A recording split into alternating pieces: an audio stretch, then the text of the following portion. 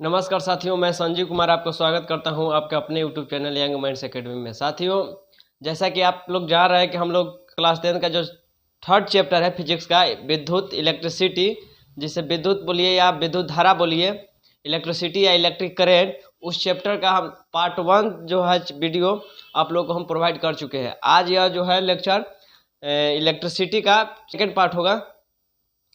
तो चलिए बिना देर के हुए आज की इस वीडियो को स्टार्ट करते हैं और आगे देखते हैं। साथियों, जो पहला लेक्चर था इलेक्ट्रिसिटी का, उसमें आप लोग को हम बताए थे कि आवेश क्या है और आवेश कैसे उत्पन्न होता है, और आपको बताए थे कि आवेश जो है मुख्य रूप से दो प्रकार का होता है, एक धन आवेश, दूसरा ऋण आवेश। और आपको यह भी बताए थे कि जो धन आवेश होता है वह सब मतलब समान जात के, मतलब समान जात कहने के मतलब अगर एक पॉजिटिव है तो दूसरा भी पॉजिटिव, अगर एक निगेटिव है तो दूसरा भी निगेटिव, यानी समान जात के साथ विकर्षण होता है। और विपरीत जात के मतलब असमान जाति में आकर्षण होता है। यानी असमान जाति कहने का सेंस है कि अगर एक चार्ज पॉजिटिव है तो दूसरा निगेटिव, और एक निगेटिव है तो दूसरा पॉजिटिव। तो आपको बताया कि अगर विपरीत आवेश हो तो उन दोनों के बीच में आकर्षण बल कार्य करेगा। कौन सा बल? आकर्षण बल कार्य करेगा। और जो है समान आवेशों में, समान जाति के आवेश में हमेशा विकर्षण बल कार्य करेगा, विकर्षण बल कार्य करेगा। तो इतना जो बात था आपको पिछले लेक्चर में आपको बताए थे। तो चलिए आज के इस लेक्चर में हम लोग आगे बात करते हैं। सबसे पहले आपको हम बता दें तो आज के इस लेक्चर में हम लोग आगे विभव के बारे में बात करते हैं। तो साथियों, आप लोग समझिए कि आखिर हम लोग विभव किसे कहते हैं, विभव क्या है। साथियों, हम लोग मान लेते हैं कि बहुत ज़्यादा दूरी पे, जिसे हम लोग सिर्फ इमेजिंग कर सकते हैं, तो उस दूरी को हम लोग अनंत दूरी बोलते हैं। क्या बोलते हैं? अनंत दूरी, अनंत दूरी। और मान लेते हैं कि यहाँ कोई एक फिक्स पॉइंट है, तो यहाँ से अनंत दूरी से, जिसे हम लोग सिर्फ इमेजिंग कर रहे हैं, यहाँ से अगर कोई एक पॉजिटिव चार्ज हो, इसे उठाकर और यहाँ तक हम लोग को लाना हो। आप गौर से समझिए कि मान लेते हैं कि अनंत दूरी पे कोई एक धन आवेश है, पॉजिटिव चार्ज है, उस पॉजिटिव चार्ज को हम लोग को उठाकर और यहाँ लाना है, जो पार्टिकुलर फिक्स पॉइंट है उस पॉइंट पे। तो यहाँ से हम लोग को यहाँ तक लाने में कुछ काम करना पड़ेगा, क्योंकि बिना कार्य किए हुए हम लोग इस जो पॉजिटिव चार्ज है ना, इसे नहीं ला सकते हैं। तो इस पॉजिटिव चार्ज को इस अनंत दूरी से इस पार्टिकुलर फिक्स पॉइंट तक लाने में हम लोग को कार्य करना पड़ेगा, हम लोग को कार्य करना पड़ेगा। और हम लोग जो कार्य करेंगे उसी को हम लोग विभव कहते हैं। अर्थात अनंत दूरी से एकांक पॉजिटिव चार्ज को, एक अनंत दूरी से एक धन आवेश को निश्चित दूरी तक लाने में जो कार्य किया जाता है विभव कहलाता है। तो चलिए डिफिनेशन लिखकर आपको दोबारा समझाने की कोशिश करते हैं। तो जैसा कि आप लोग अपनी स्क्रीन पे देख पा रहे हैं कि हम लोग यहाँ पे विभव का डिफिनेशन लिख चुके हैं कि जब एकांक धन आवेश को अनंत दूरी से निश्चित दूरी तक लाने में जो कार्य किया जाता है विभव कहलाता है। आपको हम बताएं कि मान लेते हैं यहाँ पे कोई एक बहुत दूरी पे कोई डिस्टेंस है, जिसे हम लोग सिर्फ इमेजिंग कर रहे हैं। काफ़ी बड़ा डिस्टेंस को हम लोग अनंत दूरी कहते हैं। तो मान लेते हैं कि यहाँ पे कोई अनंत दूरी है, अनंत पॉइंट है। इस अनंत पॉइंट से, इस अनंत दूरी से हमें कोई एक पार्टिकुलर पॉइंट पे एक धन आवेश को, एकांक कहने का मतलब है, यहाँ पे देखिए लिखा हुआ है एकांक, एकांक कहने का मतलब है एक धन आवेश को अनंत दूरी से इस पार्टिकुलर निश्चित पॉइंट तक लाने में हम लोग को कार्य करना पड़ेगा, क्योंकि बिना कार्य किए हम लोग इस पॉजिटिव चार्ज को यहाँ से यहाँ नहीं कर सकते हैं। तो इस पॉजिटिव चार्ज दुनिया में कुछ भी बिना कार्य के संभव नहीं है। तो इस अनंत दूरी से पॉजिटिव चार्ज को यहाँ से यहाँ तक लाने में भी हम लोग को कार्य करना पड़ेगा, काम करना पड़ेगा। और यहाँ से यहाँ तक जो लाने में हम लोग को काम करना पड़ेगा, उसी को हम लोग विभव बोलेंगे। तो मैं उम्मीद करता हूँ कि आप लोग विभव समझ चुके होंगे कि विभव आखिर क्या है और किसे कहते हैं। आपको बता दें कि विभव को हम लोग भी द्वारा सूचित करते हैं। यानी विभव को भी द्वारा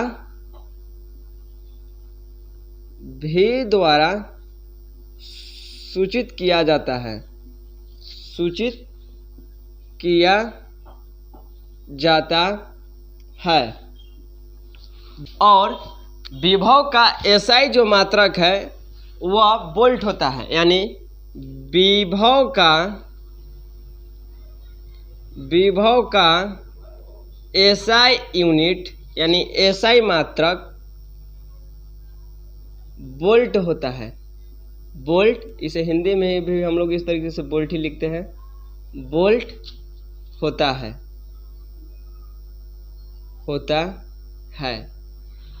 यहाँ से आपको हम देखिए विभव का फार्मूला, जो बेसिक फार्मूला है उसे ड्राइव करने के लिए सिखा देते हैं। आप उसे ड्राइव कर लीजिएगा, बहुत आसान से, कुछ बहुत बड़ा इसमें लोचा नहीं है। देखिए, आप एक बात गांठ बांध के रख लीजिए, आपको इससे पहले भी आपको बताया है कि अगर फिजिक्स के लैंग्वेज में आपको कहीं भी एकांक लगा हुआ दिख जाए, फिजिक्स के लैंग्वेज में कहीं भी यदि आपको एकांक वर्ड लगा हुआ हो, यानी जिससे पहले एकांक शब्द लग जाए, वह जो शब्द है जिससे पहले एकांक लगा हुआ है वह भागा में चला जाता है। यानी यहाँ से आपको हम विभव का फॉर्मूला ड्राइव करने के लिए बताएं, तो आप यहाँ पे लिखिए कि विभव बराबर जो होगा, विभव बराबर हम लोग लिख सकते हैं। यहाँ पे देखिए एकांक जो वर्ड है धन आवेश से पहले लगा हुआ है। अब और आपको बताएं कि जिस वर्ड से पहले एकांक लगा हुआ हो उस वर्ड को हम लोग भागा में लेकर चले जाते हैं, यानी धन आवेश को हम लोग कहाँ लेकर चले जाएंगे, भागा में। धन आवेश। और यहाँ से आगे हम लोग पढ़ेंगे तो देखेंगे कि जब एकांक धन आवेश को अनंत दूरी से निश्चित दूरी तक लाने में जो कार्य किया जाता है, जिस कार्य, उसी को हम लोग विभव कहते हैं। तो इस तरीके से देखिए हम लोग को यहाँ पे वह जो फार्मूला है वह हम लोग को मिल गया, क्या कि विभव इक्वल टू कार्य बटा धन आवेश।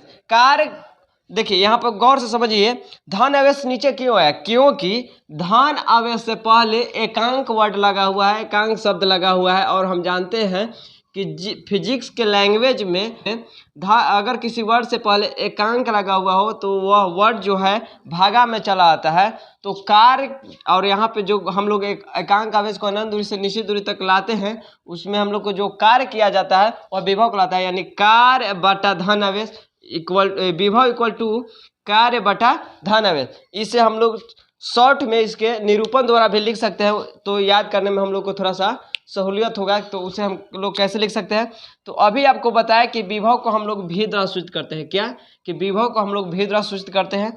और क्लास 9th में आप लोग पढ़े होंगे कि कार्य को हम लोग W द्वारा सूचित करते हैं। तो W ऊपर, और धन आवेश को हम लोग, धन आवेश यानी आवेश को हम लोग आपको पिछले जो लेक्चर उसमें बताए थे कि बड़े क्यू और छोटी क्यू द्वारा सूचित करते हैं। तो मान लेते हैं कि इसे हम लोग छोटी लोग क्यू द्वारा सूचित किए, तो यहाँ से हम लोग को मिल गया V इक्वल टू W/Q। और इसे हम लोग अब आसानी से याद कर सकते हैं कि विभव इक्वल टू कार्य बटा धन आवेश, विभव इक्वल टू कार्य बटा धन आवेश, या V बराबर W/Q, V बराबर W/Q, V बराबर W/Q। तो चलिए इसके बाद थोड़ा सा और आगे हम लोग देख लेते हैं।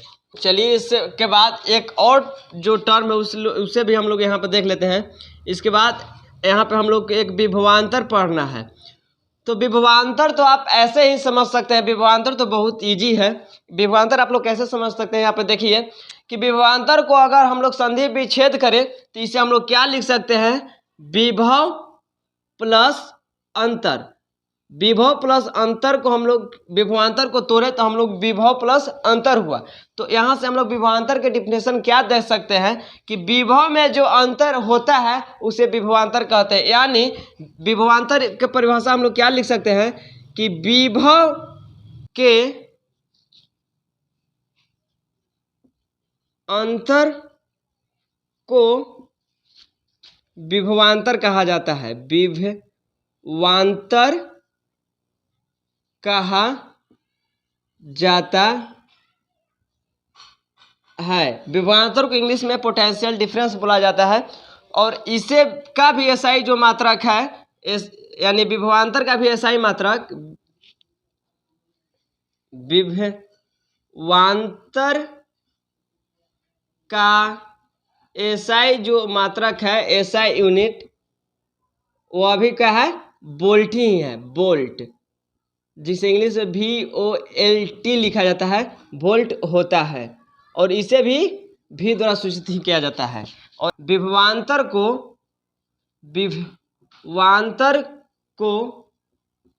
V द्वारा सूचित किया जाता है, V द्वारा सूचित किया जाता है। तो चलिए साथियों, आज के लिए इतना ही। मैं उम्मीद करता हूं कि आपको विभव और विभवांतर एक बेहतरीन तरीके से समझ में आया होगा। और पिछले लेक्चर में आपको जो हम आवेश के बारे में बताए थे वह भी आपको कंप्लीट रूप से समझ में आया होगा। अगर आपको दोनों वीडियो में कहीं भी आपको प्रॉब्लम हो तो आप कमेंट करके हमें ज़रूर बताइए। और अगर आप अभी तक हमारे टेलीग्राम चैनल में ज्वाइन नहीं हुए तो नीचे डिस्क्रिप्शन बॉक्स में आपको लिंक, वहाँ पे आप ज्वाइन हो सकते हैं। तो चलिए आज के लिए इतना ही और मिलते हैं नेक्स्ट वीडियो में। तब तक के लिए बाय, थैंक यू।